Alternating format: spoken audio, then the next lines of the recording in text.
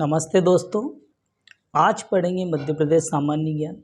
मध्य प्रदेश सामान्य ज्ञान के अंतर्गत आज का वीडियो धार्मिक स्थल या पर्यटन स्थल पर रहेगा। मध्य प्रदेश में कौन कौन से स्थल पर्यटन के हैं, कौन कौन से स्थल को विश्व यूनेस्को की धरोहर में शामिल किया गया है, कौन सा पर्यटन कहाँ पर स्थित है, मध्य प्रदेश के पूर्व में कौन सा, पश्चिम में कौन सा, उत्तर में कौन सा, दक्षिण में कौन सा पर्यटन स्थल शामिल है। आज का वीडियो पर्यटन पर रहेगा। जो विद्यार्थी पहली बार इस चैनल से जुड़ा हो वो चैनल को सब्सक्राइब कर लें, लाइक कर दें, बेल आइकन दबा दें ताकि आपको हर एक वीडियो का नोटिफिकेशन मिले। वीडियो पूरा देखें, स्किप ना करें। वीडियो अच्छा लगे तो दोस्तों में ज़रूर शेयर करें ताकि उनको भी इस वीडियो के माध्यम से कुछ ज्ञान मिल सके। तो चलिए शुरू करते हैं आज का वीडियो। धार्मिक स्थल या पर्यटन स्थल। मध्य प्रदेश में पर्यटन स्थल कहाँ कहाँ पे कौन कौन सा है। तो मध्य प्रदेश में पर्यटन विभाग कहाँ पर है, उसका टूरिज्म विभाग कहाँ पर है, इसके बारे में देखते हैं। तो आज का पहला फैक्ट देखते हैं। 22 फरवरी 2017 को मध्य प्रदेश में टूरिज्म बोर्ड बनाया गया। 22 फरवरी 2017 को 22 फरवरी 2017 को मध्य प्रदेश में टूरिज्म बोर्ड का गठन किया गया। टूरिज्म बोर्ड बनाया गया, बोर्ड का गठन किया गया। टूरिज्म बोर्ड का गठन 22 फरवरी 2017 को बनाया गया। नेक्स्ट फैक्ट की बात करते हैं। 14 मई 1978 को 14 मई 1978 को मध्य प्रदेश में पर्यटन नीति लागू की गई थी। प्रथम पर्यटन नीति लागू की गई थी 14 मई 1978 को। नेक्स्ट फैक्ट की बात करते हैं। मध्य प्रदेश में पर्यटन बोर्ड कब बनाया गया? तो 12 जुलाई 2005 को। 12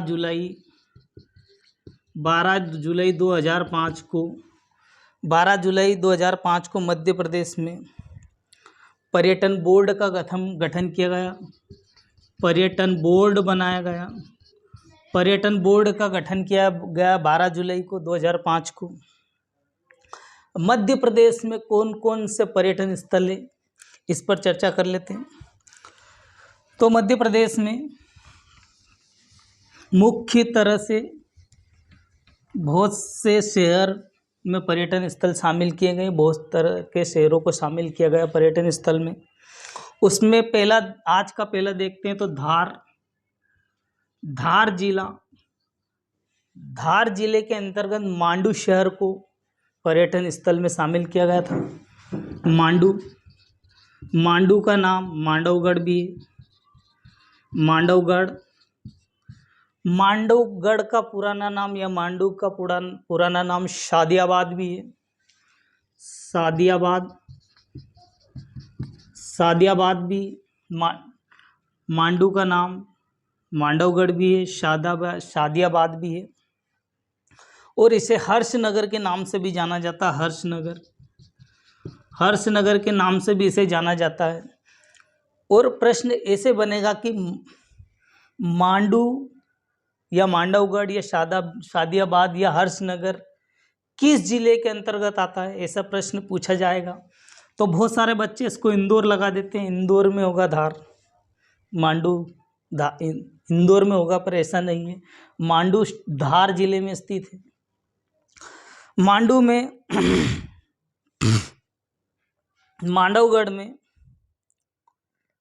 मांडवगढ़ को मंडप दुर्ग कहा जाता था पूर्व में। पूर्व में नाम इसका मंडप दुर्ग था। मांडू को होशंग शाह ने 1495 में होशंग शाह के द्वारा इसको राजधानी बनाया गया था। होशंग शाह के द्वारा 1495 में होशंग शाह के द्वारा इसको राजधानी बनाया गया था।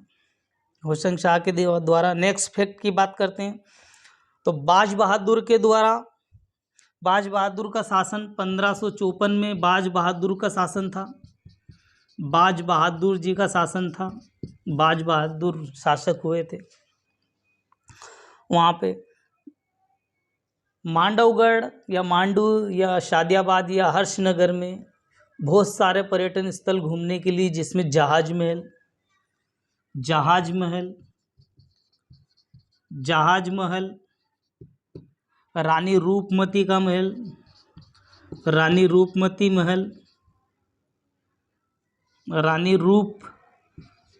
रूपमती का महल, रानी रूपमती का महल, हिंडोला महल, हिंडोला महल, हिंडोला महल, जामा मस्जिद, जामा मस्जिद, जामा मस्जिद, जामा मस्जिद के अलावा अशरफी महल, अशरफी महल, धार का किला, धार का किला, अशरफी महल, रेवा कुंड,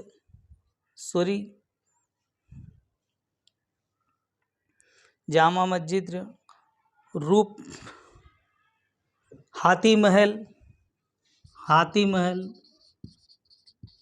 हाथी महल, जहाज महल, रानी रूपमती का महल, हिंडोला महल, जामा मस्जिद, अशरफी महल, धार का किला और हाथी महल। हाथी महल के बाद में रेवा कुंड भी है, रेवा कुंड, रेवा कुंड भी वहीं पर है। और भी बहुत सारे प्रमुख पर्यटन केंद्र घूमने पर्यटन केंद्र शामिल है। पर्यटन केंद्र में बहुत सारी जगह हो गई। और दूसरे ज़िले की बात करते हैं, धार के अलावा दूसरे ज़िले की बात करते हैं, पर्यटन केंद्र में दूसरे ज़िले की बात करते हैं। दूसरा ज़िला अमरकंटक है, अमरकंटक जो कि अनूपपुर में, अमरकंटक, अमरकंटक की बात करते हैं तो अमरकंटक अनूपपुर में, अनूपपुर ज़िले में अमरकंटक स्थित है। और अनूपपुर में, अमरकंटक मेकाल श्रेणी के अंतर्गत आता है, मेकाल श्रेणी के अंतर्गत आता है अमरकंटक, मेकाल श्रेणी के अंतर्गत आता है। अमरकंटक पुष्पराजगढ़ तहसील में आता है,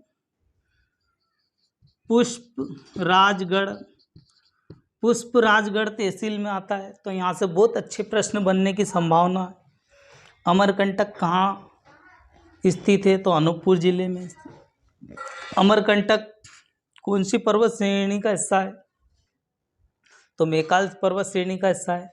अमरकंटक कौन सी तहसील में स्थित है? तो पुष्पराजगढ़ तहसील में स्थित है। यहाँ से प्रश्न बनने की संभावना है। अमरकंटक से नर्मदा, सोन और जोहिला नदी का उद्गम हुआ है। अमरकंटक से 3 नदी निकलती है। नर्मदा, अमरकंटक से 3 नदी का उद्गम होता है। अमरकंटक में 3 नदी का उद्गम होता है, जिसमें नर्मदा, सोन और जोहिला नदी का उद्गम। जोहिला नदी का उद्गम यहीं से होता है। नर्मदा नदी का उद्गम, सोन नदी का उद्गम और जोहिला नदी का उद्गम अमरकंटक से होता है। अमरकंटक कहाँ है? तो अनूपपुर जिले में। नेक्स्ट फैक्ट की बात करते हैं। ऋषि मुनियों की तपोभूमि भी कहा गया अमरकंटक को। अमरकंटक को ऋषि मुनि की जन्मस्थली या ऋषि मुनि की तपोभूमि भी कहा गया है। तपोभूमि भी इसे कहा गया है। अमरकंटक को ऋषि मुनि की तपोभूमि भी कहा गया है। नेक्स्ट फैक्ट की बात करते हैं। अमरकंटक में कपिलधारा जलप्रपात भी स्थित है। अमरकंटक के जो अनूपपुर में कपिलधारा जलप्रपात भी स्थित है। कपिलधारा जलप्रपात स्थित है। सोनमुर्ग भी स्थित है।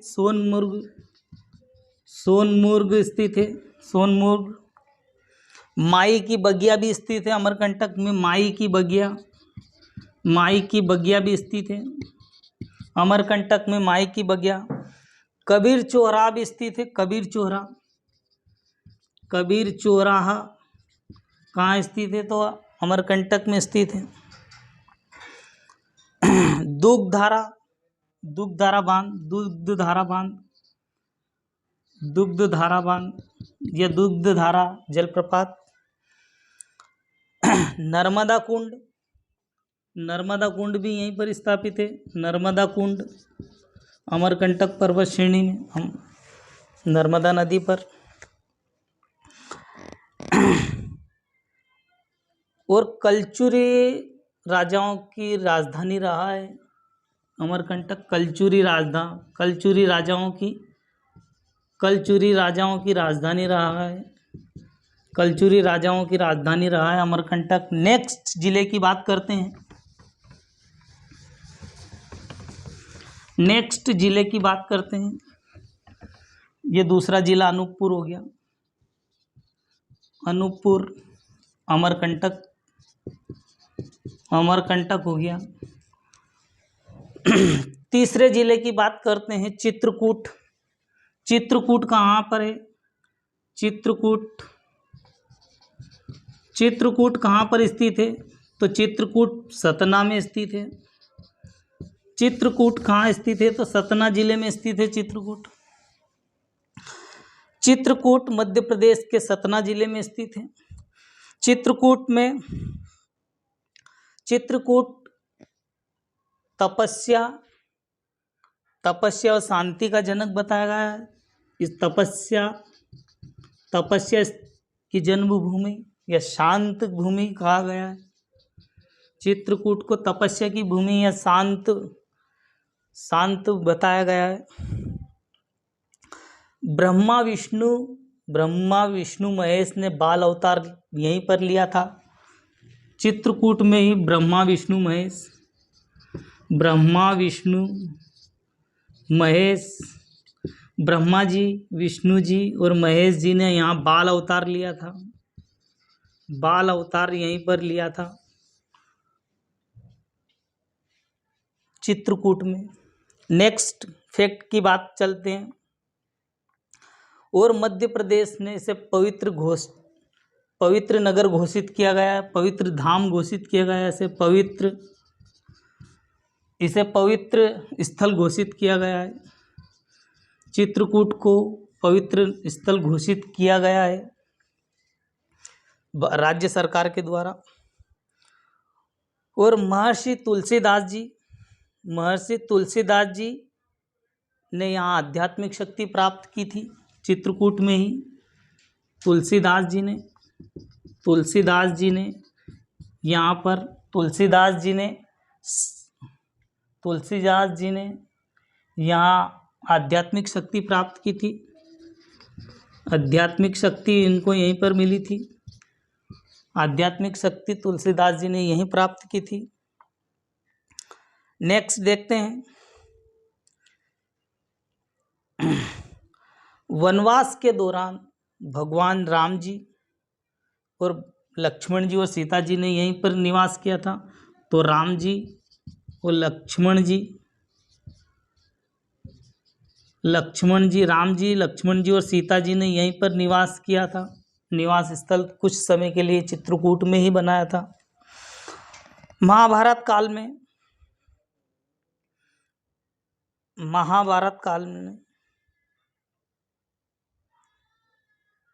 माता महर्षि अति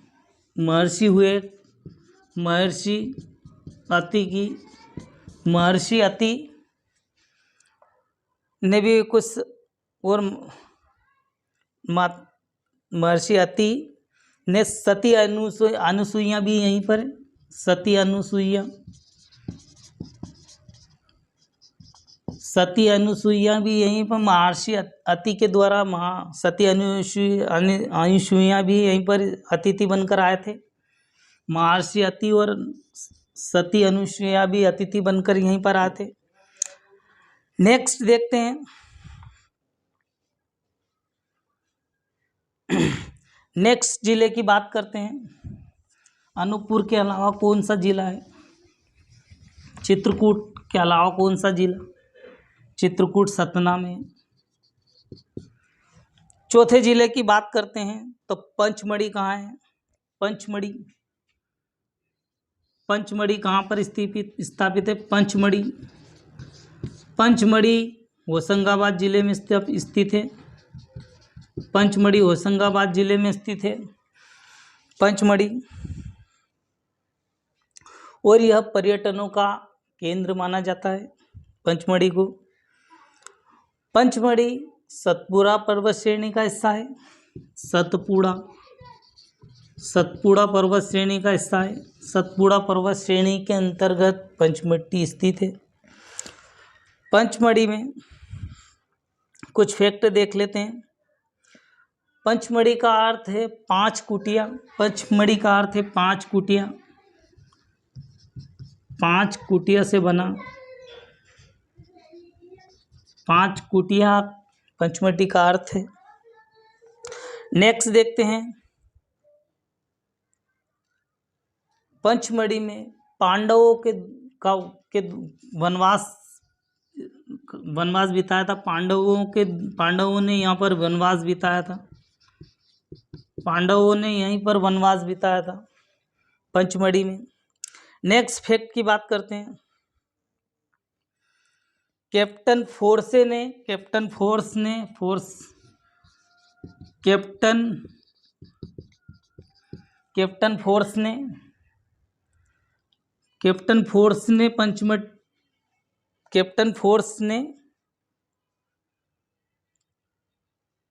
प्रदर्शनी पॉइंट स्थल खोजा था। प्रदर्शनी पॉइंट स्थल खोजा था। प्रदर्शनी पॉइंट कैप्टन फोर्स ने खोजा था। पंचमढ़ी को पर्वतों की रानी कहा गया है। पंचमढ़ी को पर्वतों की रानी कहा गया है। पंचमढ़ी को पर्वतों की रानी कहा गया है। और कुछ फैक्ट देख लेते हैं। पंचमढ़ी में कुछ फैक्ट और देखते हैं। पंचमढ़ी में अप्सरा विहार स्थित है। अप्सरा विहार पंचमढ़ी में स्थित है। पंचमढ़ी में जटाशंकर की गुफाएं,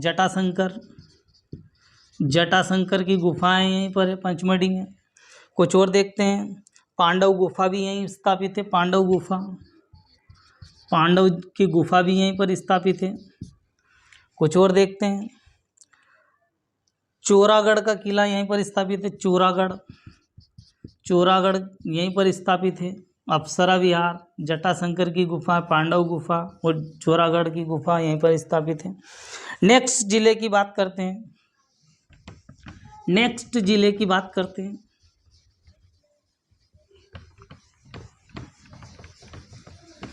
नेक्स्ट जिले की बात करते हैं। भेड़ाघाट। भेड़ाघाट कहाँ पर है? भेड़ाघाट तो जबलपुर में स्थित है। जबलपुर में स्थित है भेड़ाघाट। नर्मदा नदी जबलपुर से 21 किलोमीटर की दूरी पर स्थित है। भेड़ाघाट 21 किलोमीटर की दूरी पर भेड़ाघाट स्थित है। जबलपुर से 21 किलोमीटर की दूरी पर भेड़ाघाट स्थित है। भेड़ाघाट भंग मुनि की जन्मस्थली भी है। भंग मुनि का नाम पर ही भेड़ाघाट का नाम रखा गया। भंग मुनि के नाम पर इसे भेड़ाघाट रखा गया था। इसी के नाम पर रखा गया था।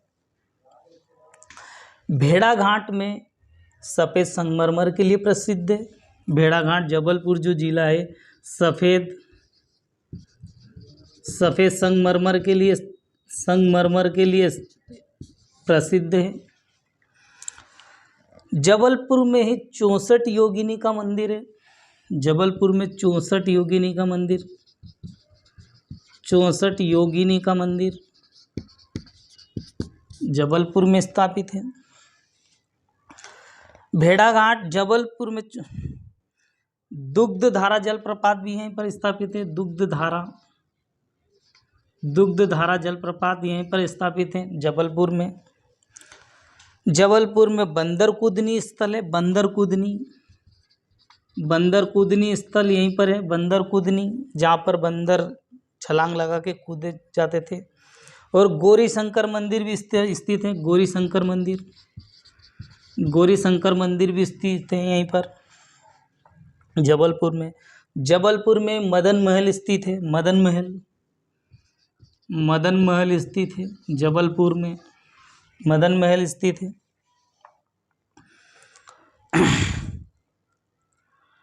नेक्स्ट जिले की बात करते हैं, भेड़ाघाट के अलावा नेक्स्ट जिले की बात करते हैं। ओंकारेश्वर कहाँ पर स्थापित है? ओंकारेश्वर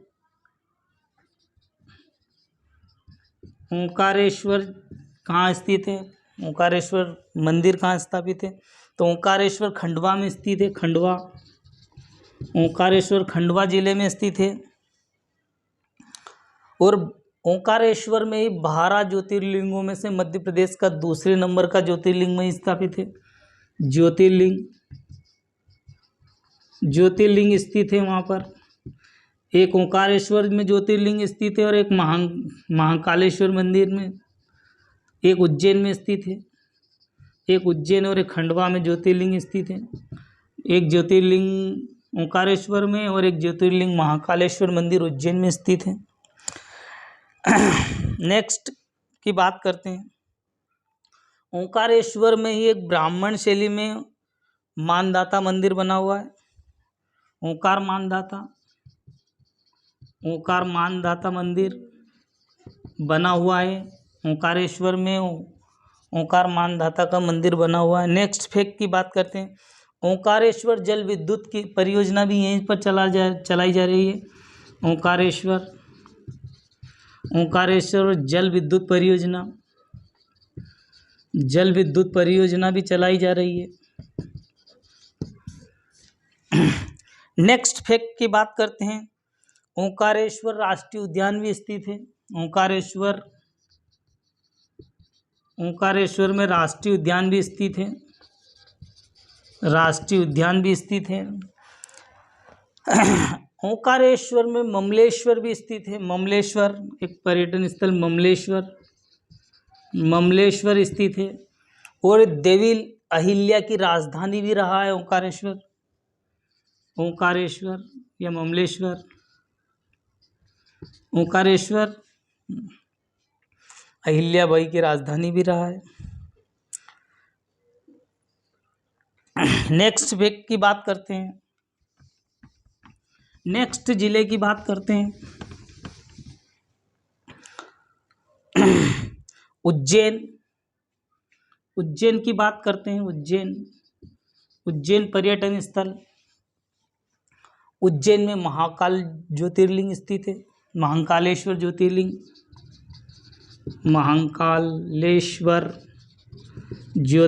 स्थित है। महाकालेश्वर ज्योतिर्लिंग स्थित है। उज्जैन जिले में शिप्रा नदी का निकलती है। शिप्रा नदी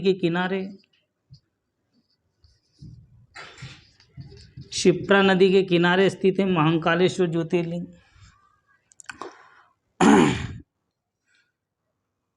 उज्जैन में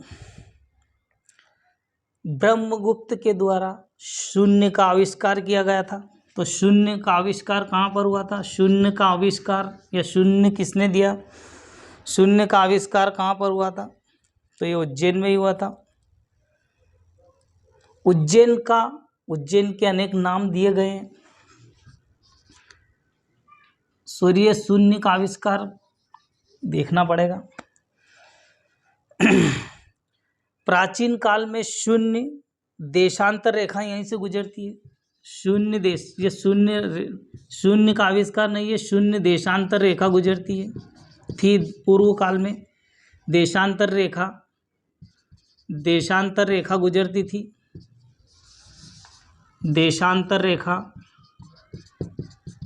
देशांतर 0 डिग्री देशांतर रेखा यहीं से गुजरती थी। उज्जैन के अनेक नाम है। उज्जैनी, उज्जैनी, अवंतिका,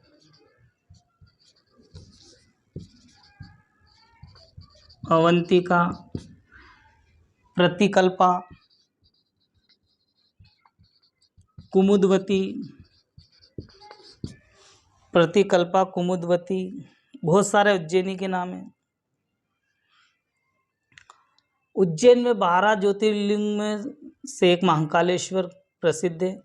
उज्जैन में 12 वर्ष में सिंहस्थ का मेला लगता है। सिंहस्थ मेला, सिंहस्थ का मेला कहाँ लगता है? तो उज्जैन में लगता है।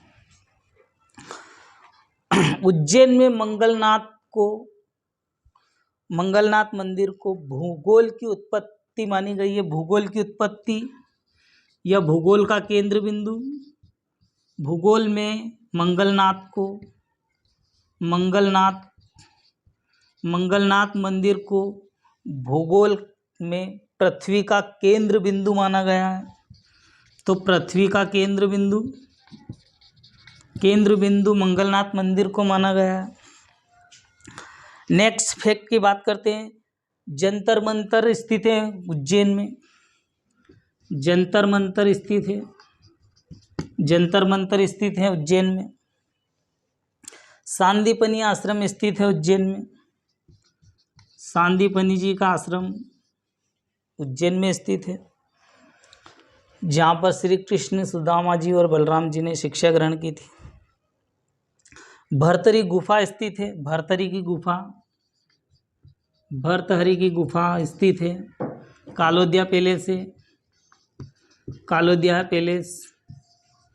कालोदिया पैलेस भी स्थित है। काल भैरव मंदिर भी स्थित है।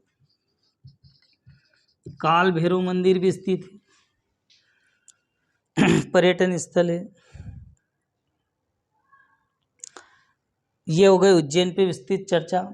अब और अन्य जिले की बात करते हैं। खजुराहो के मंदिर। खजुराहो मंदिर कहाँ पर स्थापित है? खजुराहो के मंदिर। खजुराहो कहाँ स्थित है? खजुराहो कहाँ स्थापित है? तो खजुराहो छतरपुर में स्थित है। छतरपुर में स्थित है खजुराहो के मंदिर। और खजुराहो के मंदिरों का निर्माण किसने किया था? तो चंदेल शासकों ने किया था। चंदेल शासक हुए थे, चंदेल राजा, जिनने खजुराहो के मंदिरों के निर्माण किया था।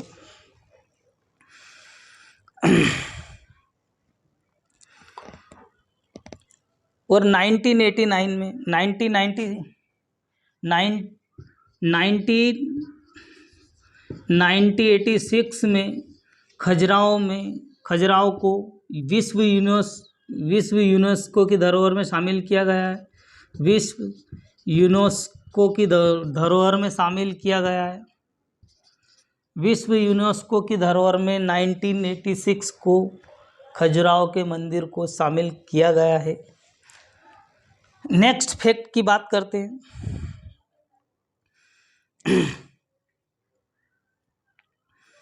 चित्रगुप्त मंदिर भी खजुराहो में। चित्रगुप्त मंदिर भी यहीं पर स्थापित है खजुराहो में। नेक्स्ट फैक्ट की बात करते हैं। 64 योगिनी का मंदिर जबलपुर में भी है और 64 योगिनी का मंदिर खजुराहो में भी है। 64 योगिनी का मंदिर स्थित है। कंदारिया महादेव मंदिर स्थित है खजुराहो में। कंदारिया महादेव मंदिर स्थित है।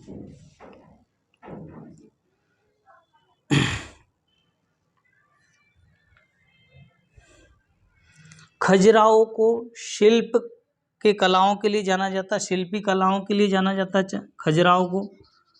खजुराहो के मंदिर को शिल्प कला के लिए जाना जाता है। शिल्प कला के लिए जाना जाता है। मूर्तिकार के लिए शिल्प कला के लिए जाना जाता है। नेक्स्ट जिले की बात करते हैं। नेक्स्ट पर्यटन की स्थल की बात करते हैं। नेक्स्ट पर्यटन स्थल की बात करते हैं तो सांची। सांची कहाँ पर स्थापित है? सांची, सांची रायसेन जिले में स्थित है। रायसेन जिले में सांची कहाँ पर स्थापित है? तो रायसेन जिले में स्थित है सांची। और सांची क्यों प्रसिद्ध है? तो बौद्ध स्तूप के कारण प्रसिद्ध है सांची। बौद्ध स्तूप गौतम बुद्ध के द्वारा यहाँ पर स्थापित इनके अवशेष स्थित हैं। सांची का पूर्व में नाम काकड़ा मठ था। सांची का पूर्व का नाम काकड़ा मठ, काकड़ाम था। सांची का पूरा नाम काकड़ाम या काकड़ा मठ था। सांची के स्तूप, सांची में जो स्तूप है वो रायसेन जिले में। सांची के स्तूप किस शासक ने बनाए थे? तो सम्राट अशोक ने बनाए थे। सम्राट अशोक के द्वारा सांची के स्तूपों का निर्माण किया गया था। 1989 में सांची को 1989 में विश्व यूनेस्को की धरोहर में शामिल किया गया। विश्व धरोहर में शामिल किया गया है। विश्व यूनेस्को की धरोहर में इसे शामिल किया गया है 1989 में। नेक्स्ट फैक्ट की बात करते हैं। सांची का स्तूप भोपाल से लगभग 30-40 किलोमीटर की दूरी पर स्थित है। सांची को सांची नगरी के नाम से भी जाना जाता है। सांची नगरी, सांची को सांची नगरी के नाम से भी जाना जाता है।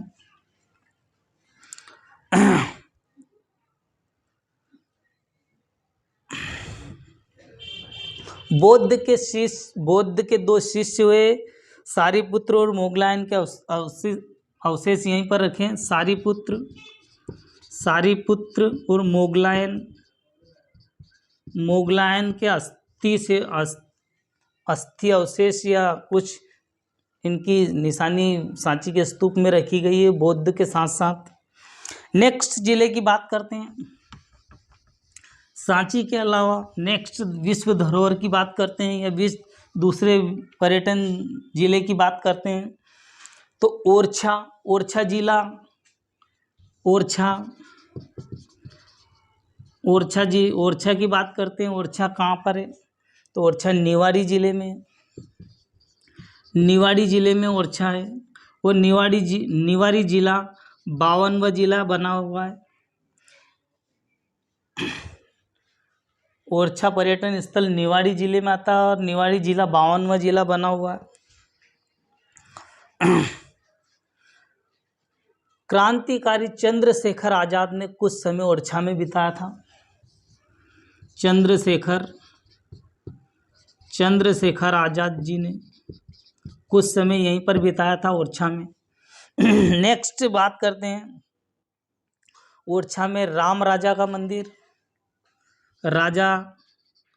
राम राजा मंदिर स्थित है।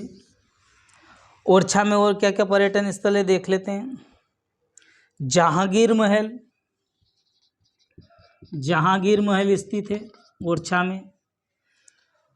जहांगीर महल के अलावा यहाँ पर ओरछा को भी विश्व धरोहर की सूची में शामिल कर लिया गया है। तो यूनेस्को में धरोहर में शामिल कर लिया गया है। यूनेस्को की धरोहर में इसे शामिल कर लिया गया है। इसमें पर्यटन केंद्र देख लेते हैं। चतुर्भुज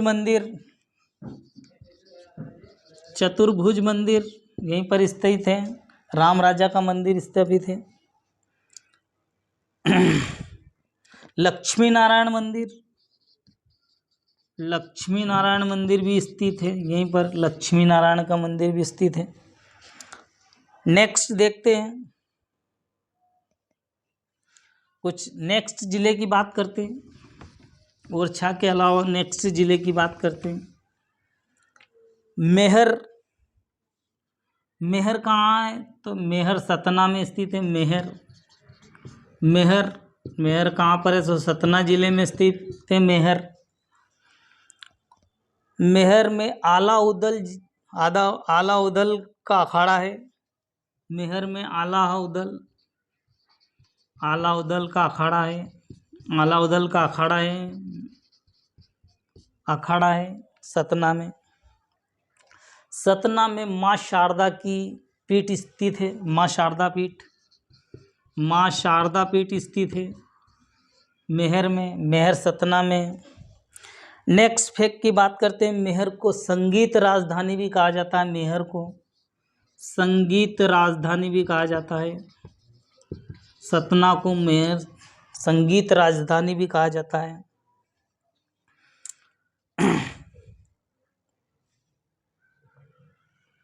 और पर्यटन स्थल देख लेते हैं कुछ। महेश्वर देख लेते हैं। महेश्वर, ओंकारेश्वर, महेश्वर कहाँ पर स्थापित है? तो जैसे ओंकारेश्वर खंडवा में स्थित है। महेश्वर खरगोन में स्थित है। खरगोन में स्थित है महेश्वर। और इसका प्राचीन नाम महिष्मति था। महेश्वर का प्राचीन नाम महेशमती इसका प्राचीन में नाम था। देवी अहिल्या की राजधानी रहा है। देवी अहिल्या की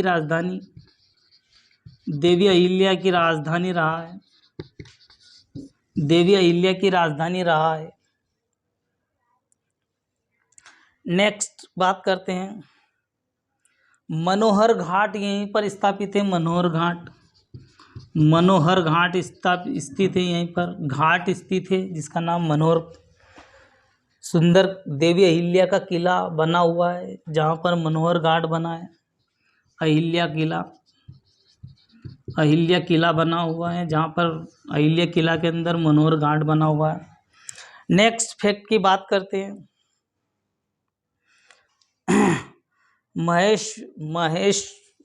महेश्वर में रामायण और महाभारत का भी प्रचार प्रसार मिलता है। तो महेश्वर खरगोन में रामायण से संबंधित और महाभारत से संबंधित कुछ साक्ष्य मिले हैं। होलकर राजाओं की छतरी स्थित है यहीं पर। होलकर राजाओं की छतरी स्थित है यहीं पर। होलकर राजाओं की छतरी स्थित है। नेक्स्ट कुछ देख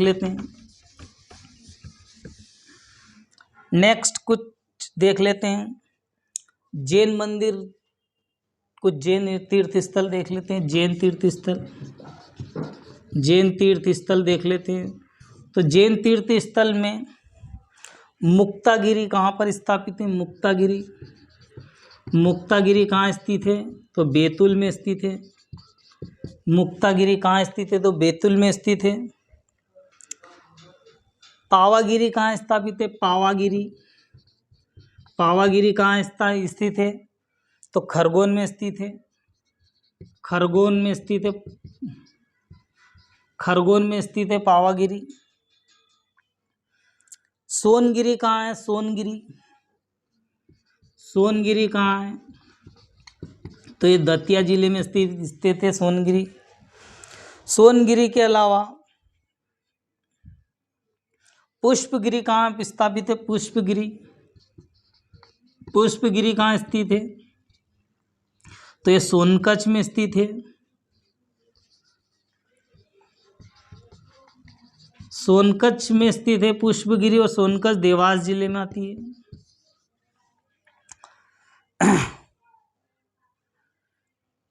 तो ठीक है दोस्तों, आज की वीडियो में इतने ही फैक्ट। मिलते हैं नेक्स्ट वीडियो में। तो मैंने कुछ पर्यटन स्थल और धार्मिक स्थल आपके सामने इस वीडियो के माध्यम से प्रस्तुत किए। जो विद्यार्थी पहली बार इस चैनल से जुड़ा है, चैनल को सब्सक्राइब कर ले, लाइक कर दे, बेल आइकन दबा दे, ताकि आपको हर एक वीडियो का नोटिफिकेशन मिलता रहे। वीडियो अच्छा लगे तो दोस्तों में ज़रूर शेयर करें, ताकि उनको भी इस वीडियो के माध्यम से कुछ ज्ञान मिल सके। आज की वीडियो में इतना ही। जय हिंद, जय भारत।